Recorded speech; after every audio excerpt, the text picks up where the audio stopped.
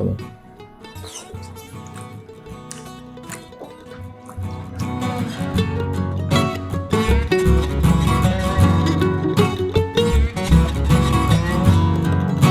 สวัสดีครับเพื่อนๆพบกับหนึ่งแล้วนะครับวันนี้ผมก็จะมากินเมนูสุดแซ่บอีกเช่นเคยก็คือเมนูนี้เลยครับทะเลถังครับผมมีทั้งกุ้งมีทั้งปลาหมึกก็หอยครับผมมากมายเยอะแยะหมดเลยเอาเป็นว่าเราไปลุยกันเลยดีกว่าครับลองหมึกเน้นๆก่อนแล้วกันครับผมชิ้นเติบมากปลาหมึกครับผมอืม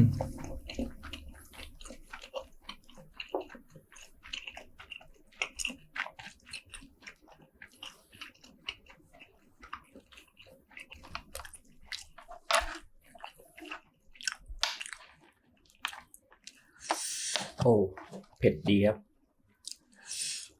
หอยครับผม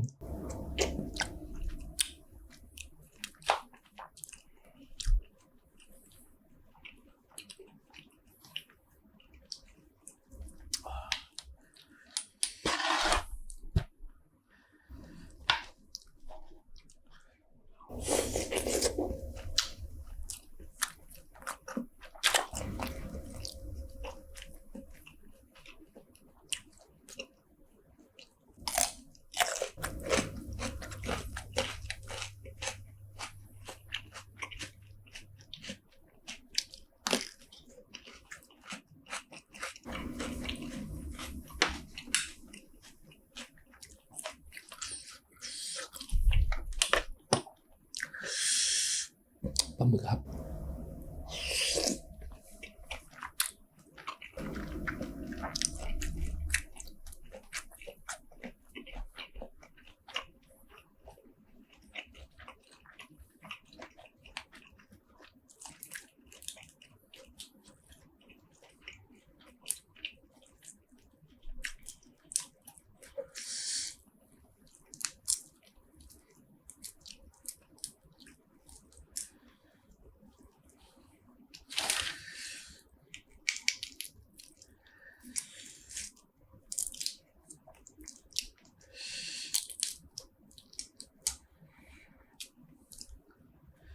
จิ้มน้ำจิ้มซีฟู้ดนะครับผม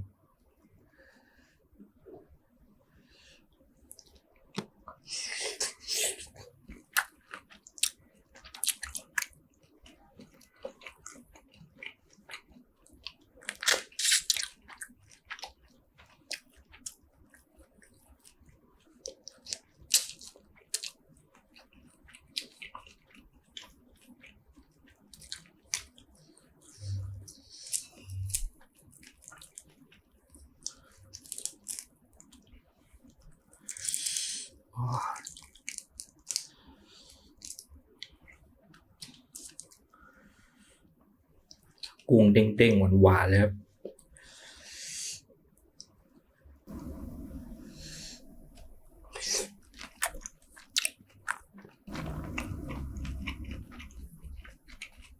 หวานมาก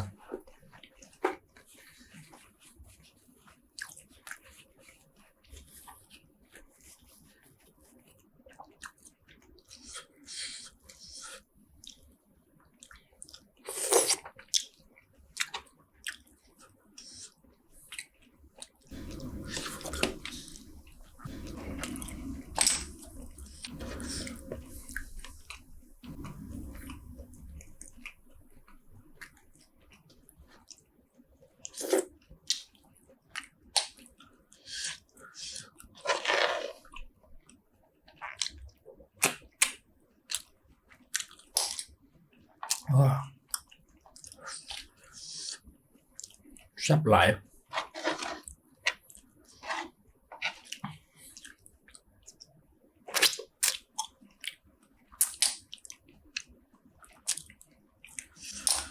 เหลือแต่เปลือกแต่มันหล่นไปปนกับน้ำ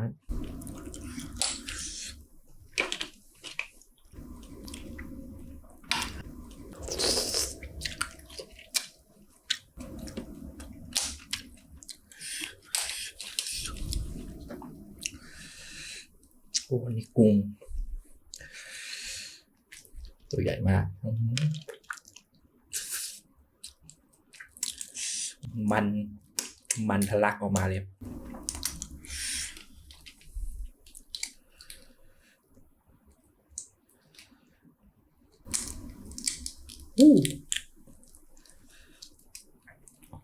มันพุ่ง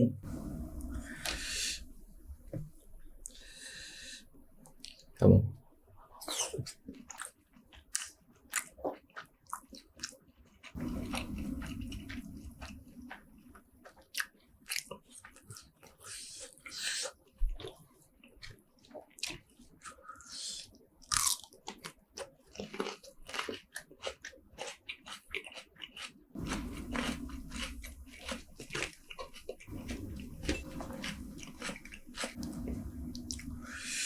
เน้น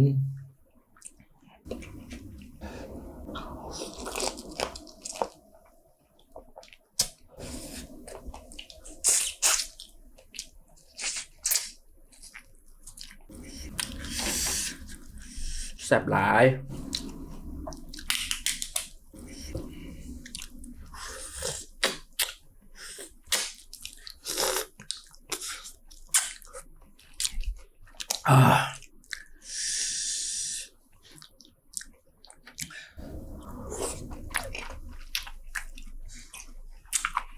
เบิร์นหมดแล้ว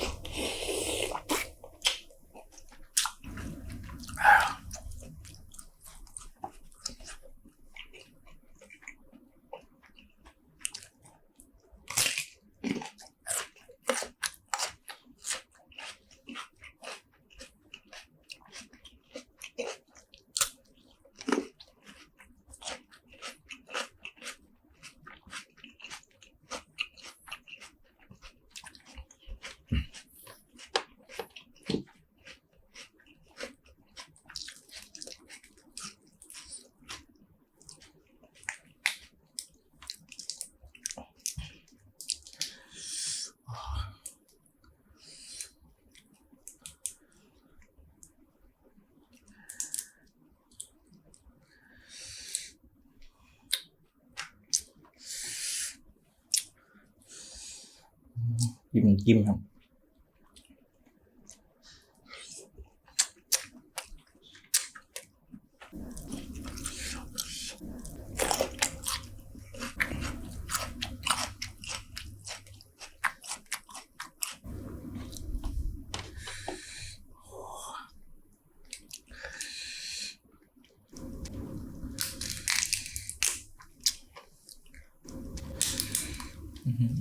จะเด่น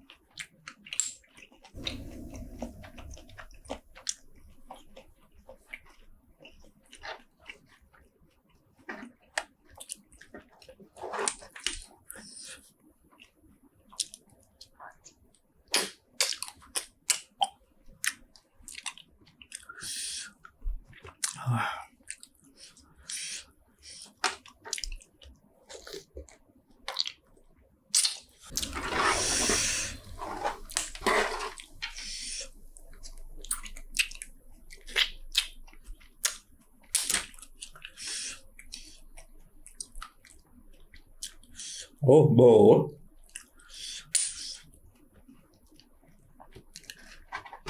นี่ครับตกตรงนี้หมดเลย2-3 ตัว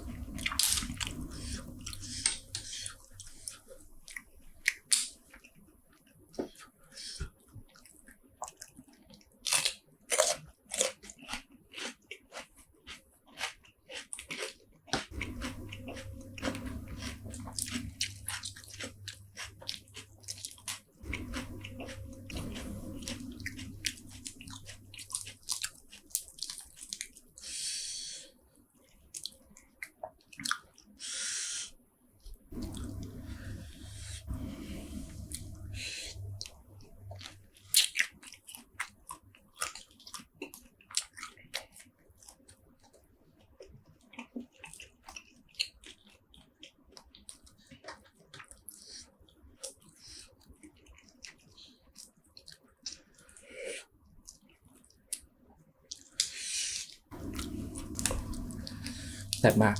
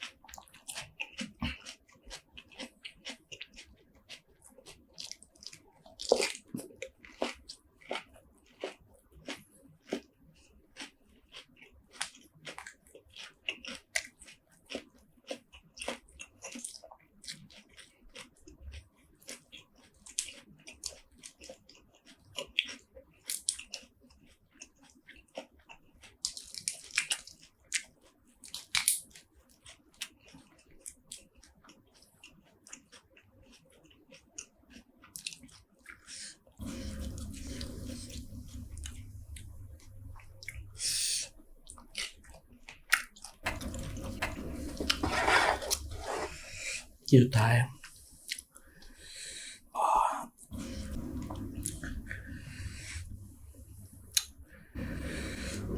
ซีฟู้ดเน้นๆเลย